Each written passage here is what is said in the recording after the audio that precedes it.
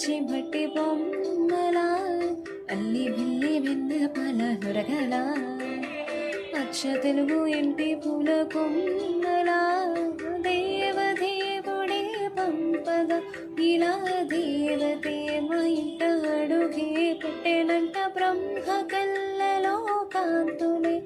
మా అమ్మలా మా కోసం మళ్ళీ నాలి పాడేనంట వచ్చిందమ్మా వచ్చిందమ్మా ఏడో ఋతువై బొమ్మ